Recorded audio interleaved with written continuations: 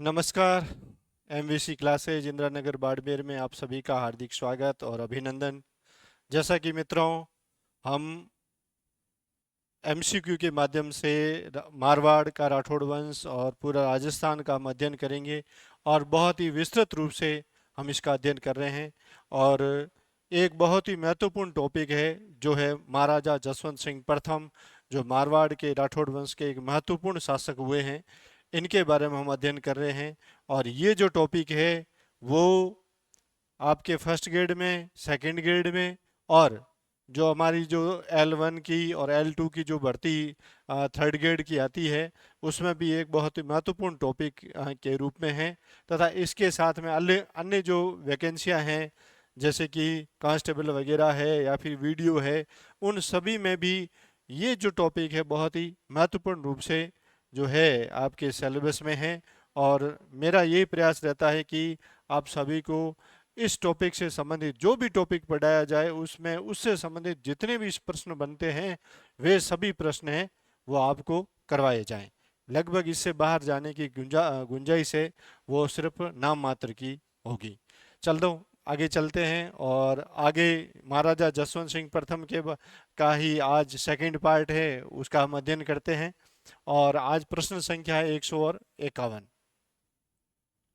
धर्मद के युद्ध में जसवंत सिंह के घोड़े की बाघ पकड़कर उसे युद्ध क्षेत्र से बाहर किसने निकाला।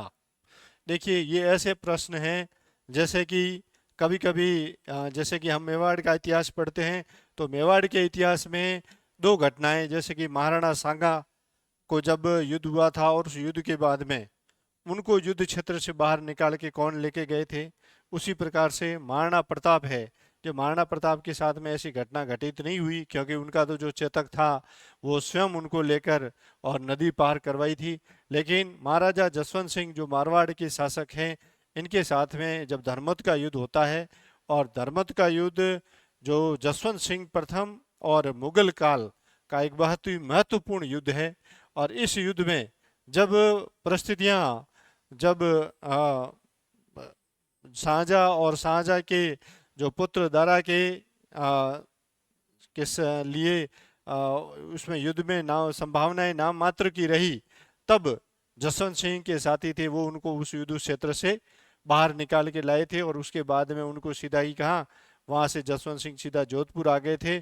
और उसके बाद में ये घटना घटित होती है जो इतिहास में बहुत ही प्रसिद्ध है कि कहा जाता है कि जब जसवंत सिंह 15 मार्च और 1659 को जब 1658 को जब जोधपुर पहुंचते हैं तो कहा जाता है कि जो जसवंत सिंह की पत्नी थी उन्होंने जो है जो मारवाड़ के जो किले के दरवाजे बंद कर दिए थे और उनको कहा था कि हमारे यहाँ या राजपूतों में एक परंपरा है कि राजा जब युद्ध में जाता है या तो विजित होकर आता है या फिर उसकी क्या है उसकी मौत के समाचार आते हैं, उसके अलावा वो हार के तो कभी आता ही नहीं है।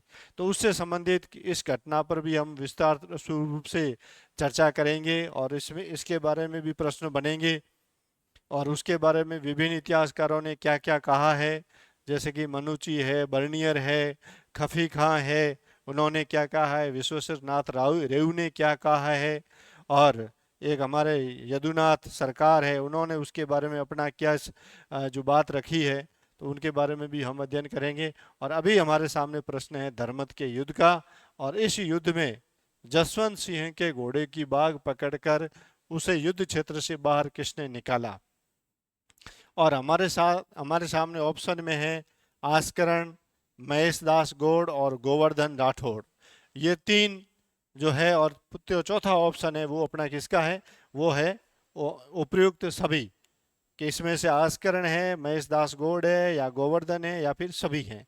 तो इसमें मित्रों ये सभी होंगे। ये आस्करण जो है वीर दुर्गादास राठौड़ के पिता हैं, महेशदास गौड़ और गोवर्धन, यानी इन तीनों ने जब जसवंत सिंह युद्ध करते करते औरंगजेब के नज़दीक पहुंच गए थे, लेकिन इन्होंने कहा कि अब इस युद्ध में जो अपने जीत की संभावना है वो नाम मात्र की रही है।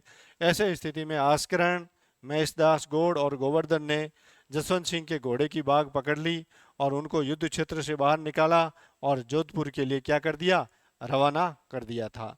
तो इसमें इन सभी की महत्वपूर्ण भूमिका रही थी, जो आस्करण की, महेशदास गौड़ की और गोवर्धन की।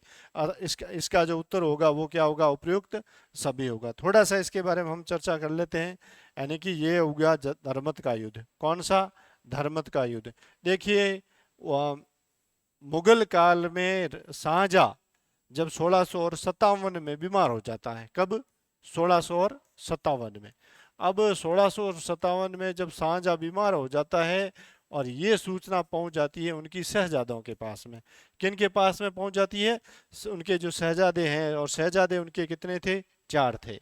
उसमें औरंगजेब, मुराद, शुजा और एक है दारा, दारा शिकोह। तो ये 4 थे। इनके पास में ये सूचना पहुंचती है कि जो है अपने पिताजी है वो अब बीमार है। इसका मतलब है कि वो अब मरणासन की स्थिति में हैं। और ऐसे में ये चारों जो है मुगल बादशाह की गद्दी पर बैठने के लिए इन्होंने युद्ध आरंभ किए। तो इस प्रकार से ये जो युद्ध छिड़ा, और इस युद्ध को कहा जाता है उत्तराधिकार का युद्ध। कैसा युद्ध कहा जाता है? उत्तराधिकार का युद्ध कहा जाता है।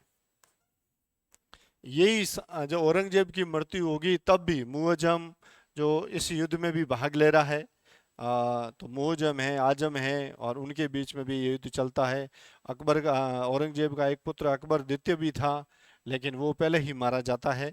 और वो इधर काबुल वगैरह चला गया था, और दुर्गादास राठौड़ वगैरह ने उनको नाडोल जो पाली में है वहाँ पर उनको मुगल बादशाह ऐसे ही बना दिया था पहले ही।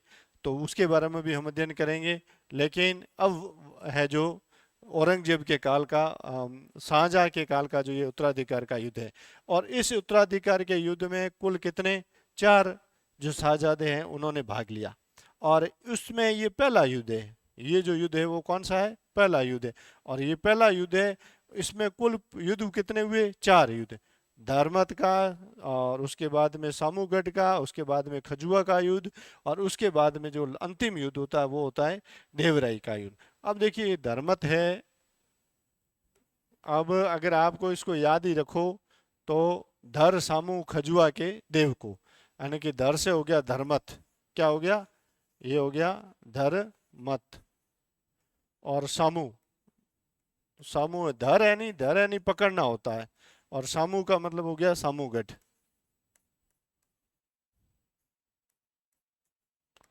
खजुआ के देव को। और ये हो गया तीसरा युद्ध। और तीसरा युद्ध है वो है खजुआ का युद्ध है। और चौथा है वो है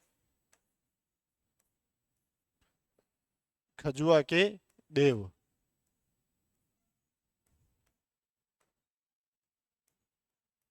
देव का आप इसको दोराई भी कहते हैं, देवराई भी कहते हैं।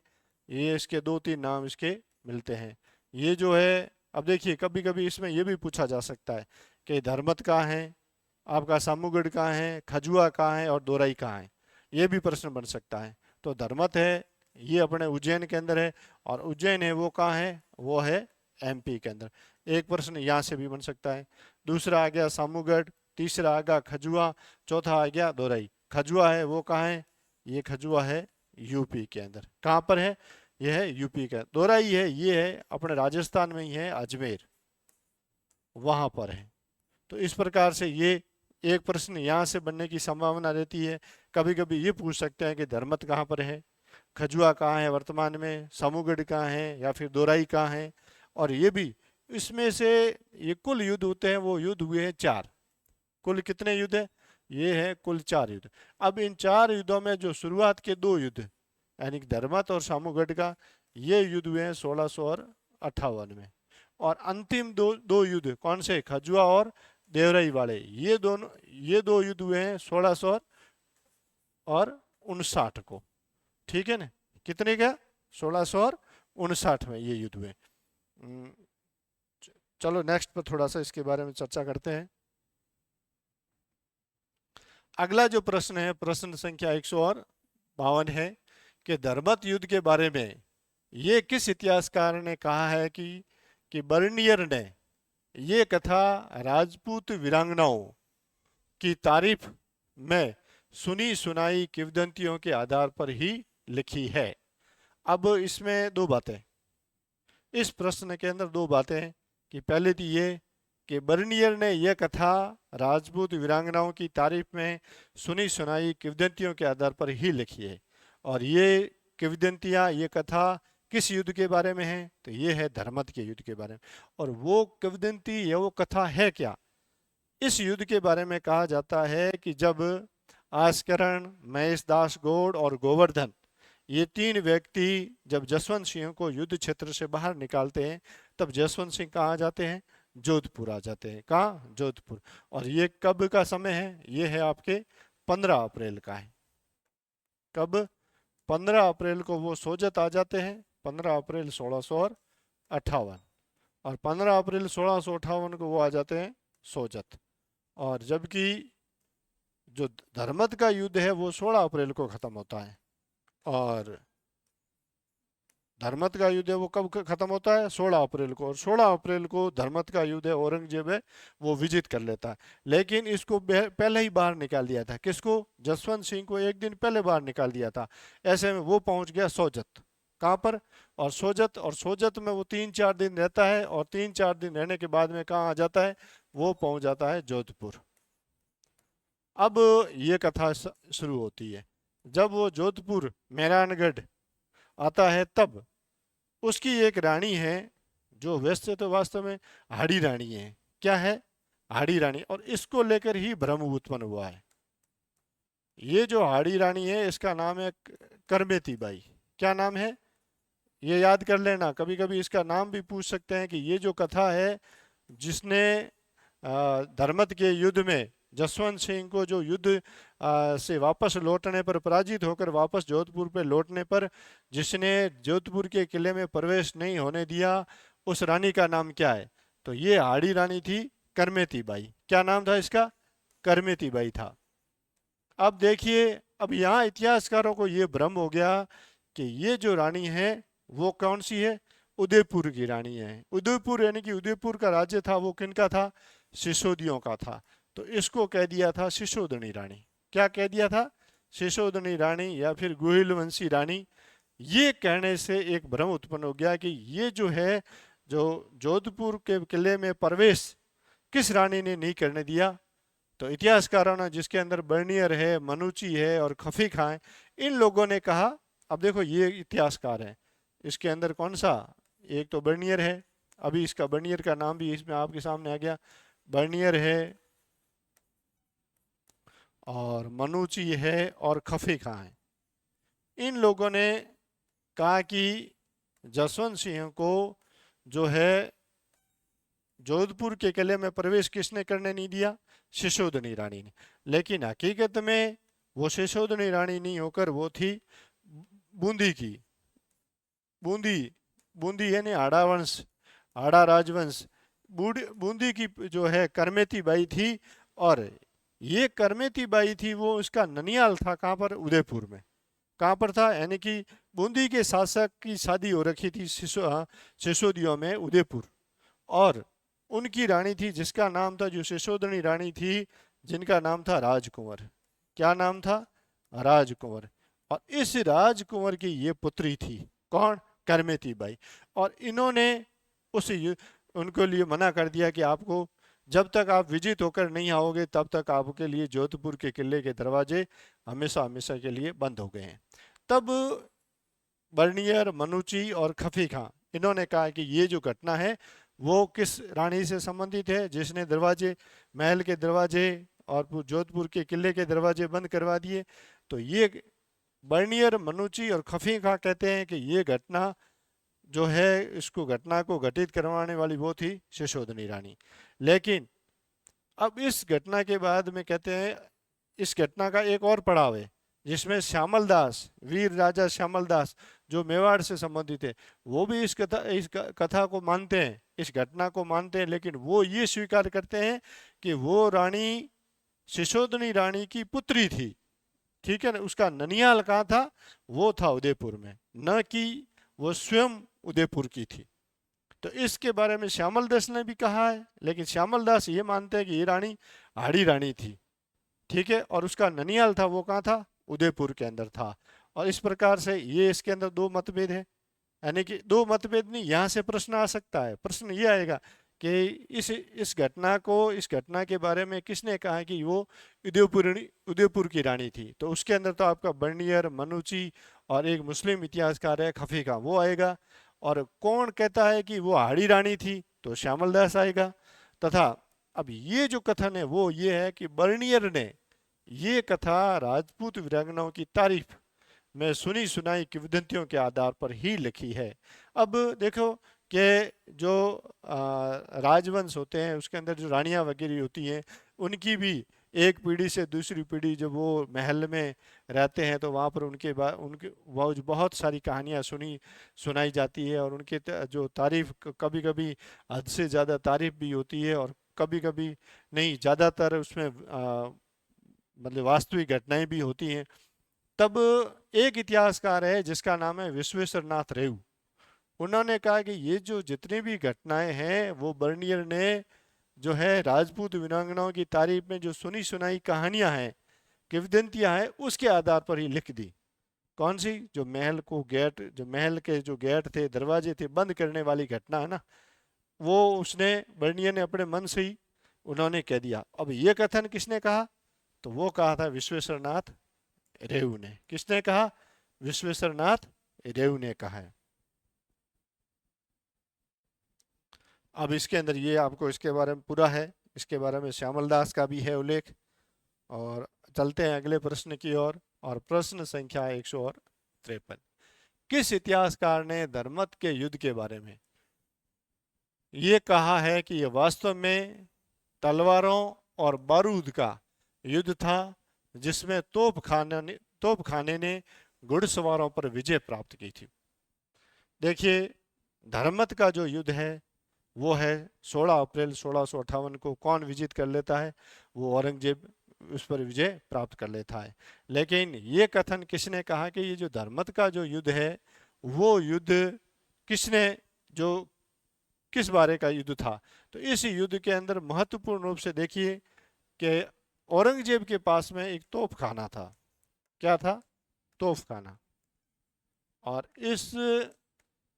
इस तोपखाने का जो संचालक था या फिर जिसके पास में जो कमान थी वो थी मुर्शिद कुली खां के पास में। किसके पास में थी? मुर्शिद कुली खां के पास में। और धर्मत का युद्ध हुआ है। धर्मत के युद्ध में जो उनका जो हरावल दस्ता था, और उस हरावल दस्ते में एक तो जसवंत सिंह थे, दूसरे थे कासिम खां। हालांकि कासिम खां ने बाद में धोखा दिया, उन्होंने युद्ध किया ही नहीं, वो औरंगजेब के पक्ष में हो गए। कासिम खां और दो और राजपूत सेना नायक थे इसके अंदर। तो एक सुजान सिंह सिसोदिया,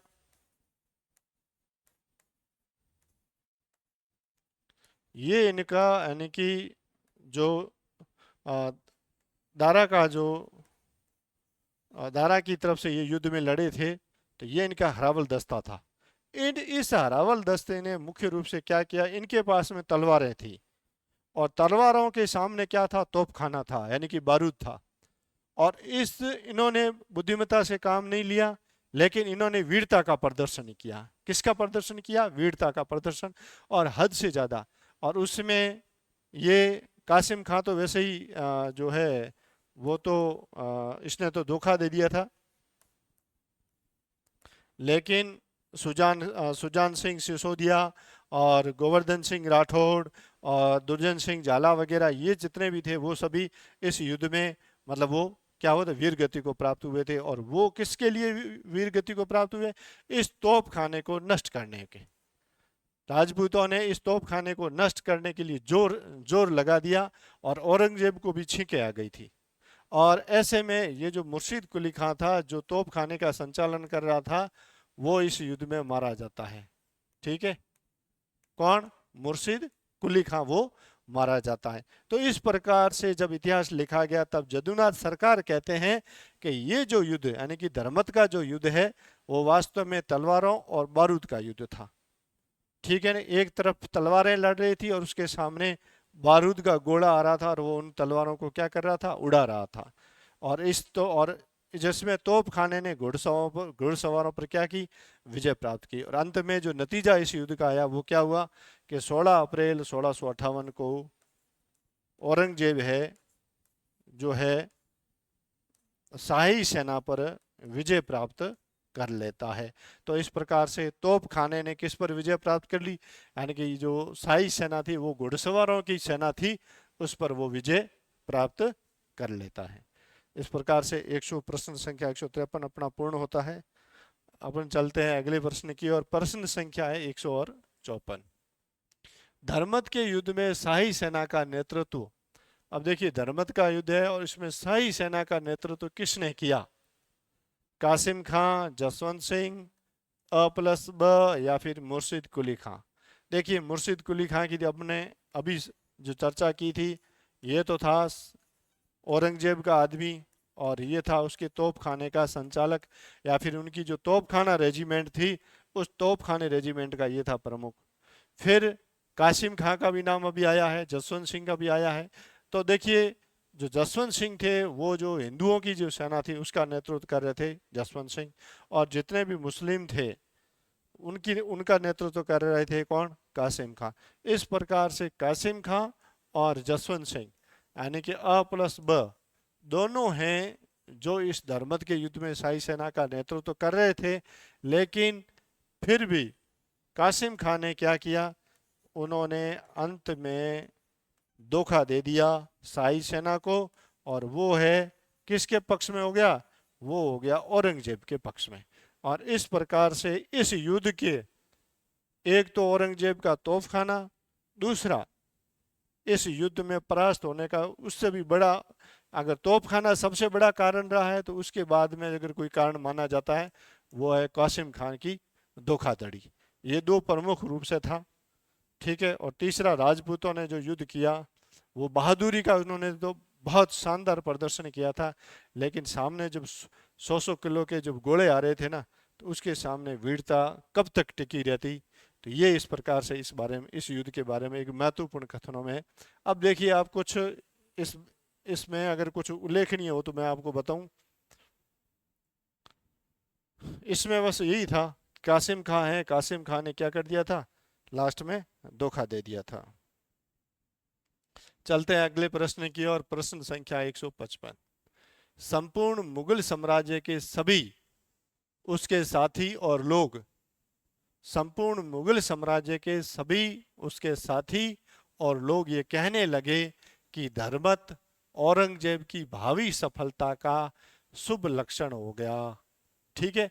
और धर्मत के युद्ध के बाद औरंगजेब के बारे में उक्त कथन किस इतिहासकार ने कहा है, यानी कि देखो धर्मत के युद्ध में जब सफलता औरंगजेब के हाथ लगी तब संपूर्ण मुगल साम्राज्य के जो उसके जितने भी साथी थे, क्योंकि वो मुगल शहजादा था, तो उसके जो सभी साथी और लोग ये कहने लगे कि ये औरंगजेब की जो भावी सफलता यानी कि बाद में उसको जो मुगल बादशाह बनना है, उस भावी सफलता का ये एक शुभ लक्षण है।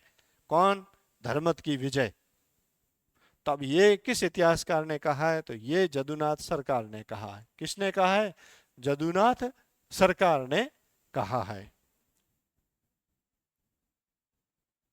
चलिए अगले प्रश्न की ओर। प्रश्न संख्या 156। सामूगढ़ का युद्ध किन के मध्य हुआ, और ये आया है RAS 2017 में आया हुआ है।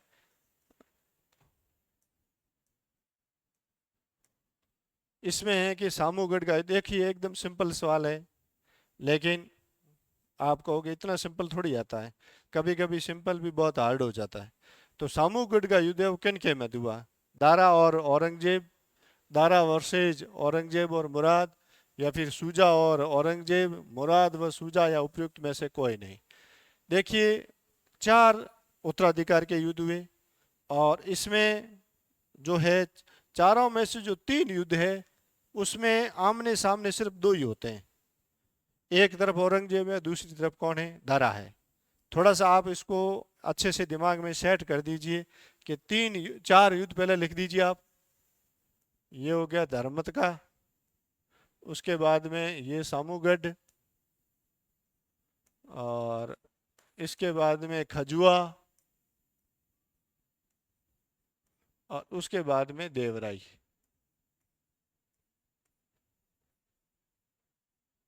अब ये जो युद्ध हुए, पहला तो शुरुआत के ये दो युद्ध हुए 1658 में। इसमें भी अच्छी बात ये है कि ये हो गया मार्च में और ये हो गया मई में ख़त्म। सॉरी, ये अप्रैल में। अप्रैल और मई ये भी आसानी से याद रख सकते हो। ये अप्रैल में ख़त्म होता है और ये किस में हो रहा है? मई में ख़त्म हो रहा है।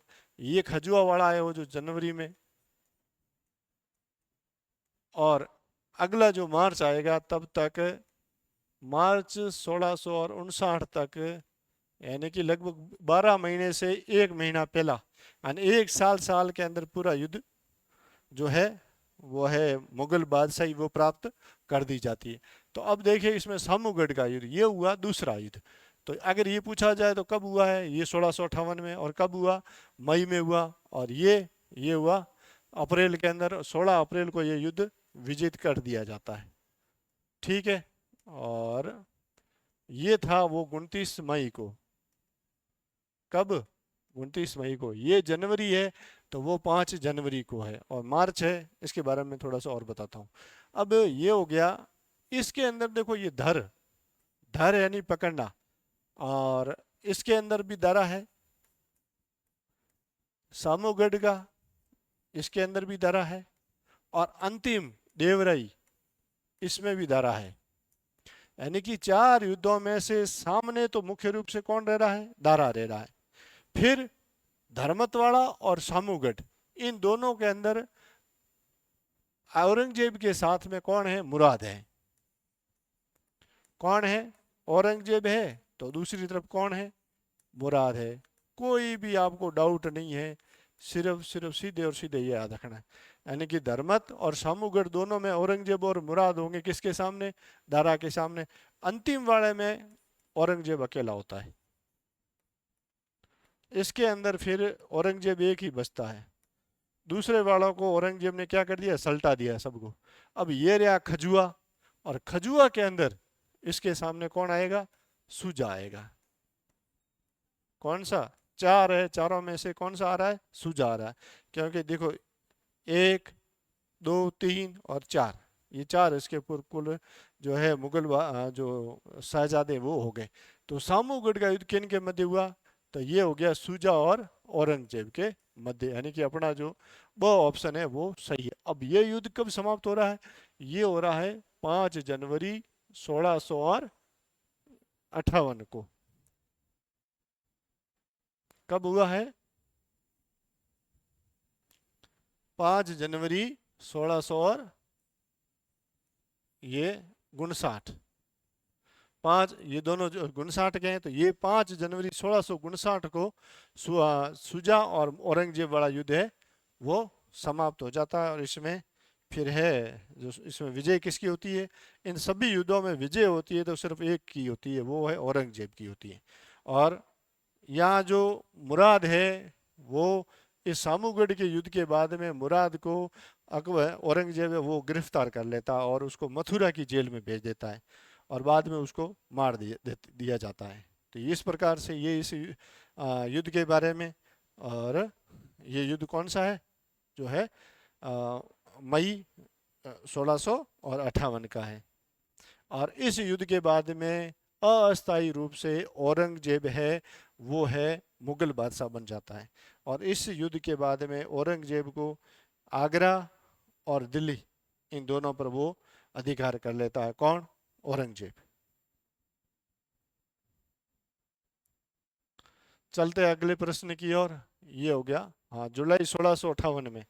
ये इसमें एक और मुख्य रूप से है कि वो युद्ध होता है मई में समाप्त। कितनी मई? 29 मई। 29 मई 1658। 29 मई 1658 को सामूगढ़ के युद्ध में औरंगजेब ने विजय प्राप्त कर ली। और विजय प्राप्त करने के बाद में उसने एक तो दिल्ली और आगरा वो उसके अधिकार में आ गए। कौन?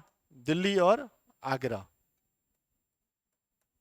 और दिल्ली और आगरा जब उसके अधिकार में आ गए तब मई के बाद में जून और जुलाई, जुलाई 1658 में अस्थायी रूप से जो है औरंगजेब है वो आलमगीर की उपाधि धारण करके और अपना राज्याभिषेक करवाता है। अगला प्रश्न, प्रश्न संख्या 157, उत्तराधिकार के किस युद्ध के बाद औरंगजेब ने स्वयं को दिल्ली का अस्थायी बादशाह घोषित किया? देखिए प्रश्न की बनने की अब आरपीएससी अपने जो है बहुत ही कठोर मूड के अंदर है और उसकी संभावनाएं आपको वो 100% तैयार रहना है। कहाँ से बनेंगे, कैसे बनेंगे, किस लेवल का प्रश्न आएगा, ये कोई अपने से पूछ के कोई नहीं करेगा।